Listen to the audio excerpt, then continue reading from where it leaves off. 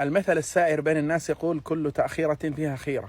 والله سبحانه وتعالى يقول: وعسى أن تكرهوا شيئا وهو خير لكم، وعسى أن تحبوا شيئا وهو شر لكم، والله يعلم وأنتم لا تعلمون. أحيانا نسعى في هذه الحياة للحصول على شيء معين، إما زواج، إما وظيفة، إما مال، أيا كان هذا الشيء، فيتعسر الوضع علينا ولا نستطيع الوصول لهذا الشيء، ونظن أننا خسرنا، وأننا رجعنا خائبين، وأننا يعني تغلق الحياة في بعض وجوه الناس بسبب هذا المنع اللي منع من الوصول إليه. ولو كشف لك القدر لما اخترت إلا ما اختار الله سبحانه وتعالى لك، فلا تتأفف ولا تحزن، فكل شيء بقدر، والله يعلم وأنتم لا تعلمون.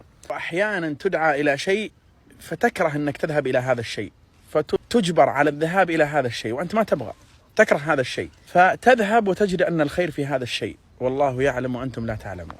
ولذلك شرعت الاستخارة. يقول: ولرب حاجات تعسر نيلها، والخير كل الخير في تعسيرها، كن واثقا بالله فيما قد مضى، واترك أمورا قد دعاك لغيرها، واجعل حياتك كلها بيد الذي لولاه لن تقوى على تدبيرها.